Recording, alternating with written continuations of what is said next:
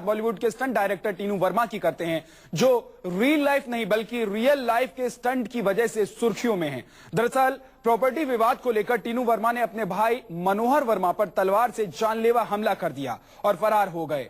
ये पूरा मामला लगभग 4 दिन पुराना है, लेकिन अभी भी टीनू वर्मा पुलिस की पकड़ से बाहर हैं। एक स्टंट डायरेक्टर का खूनी खेल।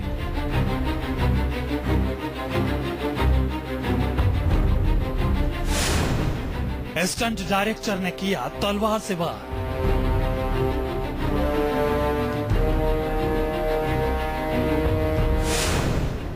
सीसीटीवी में कैद स्टंट डायरेक्टर का जुर्म।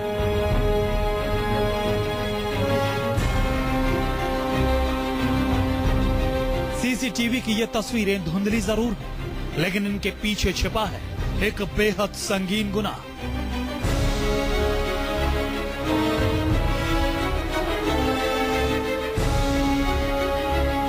इस तस्वीर में कैद है बॉलीवुड के नामी स्टंट डायरेक्टर टीनू वर्मा की हैवानी।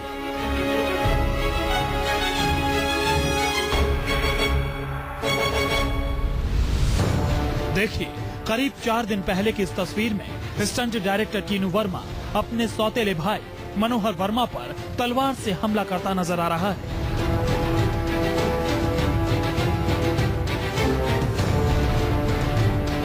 देखिए, पहले दोनों भाइयों के बीच किसी बात पर बहस शुरू होती है। इसी बहस के दौरान स्टंट डायरेक्टर टीनू वर्मा इस मकान से बाहर आता है।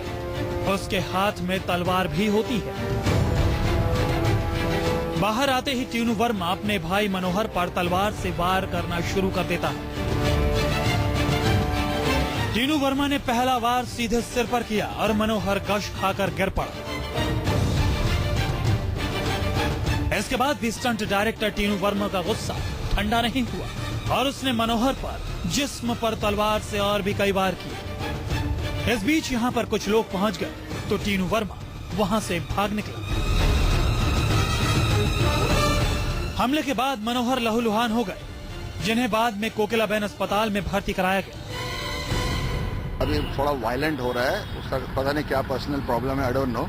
जिसमें वो मतलब पहले उसने जीतू को मारा था, फिर टीनू को ये नरेंद्र वर्मा और पप्पू वर्मा और भिकू वर्मा ने मारा था, उसकी टांग तोड़ी थी। फिर उसने वापस जीतू को मारा, फिर मुझे मारा, अभी मुझे 20 दिन पहले हुआ। और उसके बाद ये किया उसने, और उसने कल तलवार से इतना बड़ा घर में जाके मारा है। मतलब पता नहीं उसके दिमाग में क्या हो गया है। और पुलिस भी हमको कोई मतलब सपोर्ट नहीं है। मैं FIR के बोल के थक गया लोगों को। जिस वक्त मनोहर पर स्टंट डायरेक्टर टीनू वर्मा ने हमला किया, वाणी भी वहीं पर मौजूद थी। इनकी आंखों के सामने इनके पति पर जानलेवा हमला किया गया। मनोहर पर इस हमले को प्रॉपर्टी विवाद से जोड़कर देखा जा रहा है। टीनू और मनोहर सौतेले भाई हैं। बताया जाता है कि दोनों के बीच पहले से ही खटास थी, क्योंकि इससे पहले भी टीनू मनोहर के भाई को उनके घर में घुसकर पीटने की कोशिश भी कर चुका है। मनोहर के भाई महेंद्र का आरोप है कि टीनू के भाई की सियासी पकड़ बहुत मजबूत है, जिसकी वजह से वो इन लोगों पर धौंस जमाता है। इतना ही नहीं, इसी वजह से इन लोगों को हमले के बाद भी इंसाफ के लिए दर दर भटकना पड़ रहा है। He hit him on the head and he fell down and I had gone inside to get my mobile so I could call his younger brother. So by the time I came out, my husband was unconscious and lying out of the gate. And I was trying to pull my husband inside. And in the meantime, he came back again and hit him on his leg also. So that's both the legs, yes, both the legs. And he broke both the legs and hit him on the head like this. In the head. Yeah, just straight with a sword that also.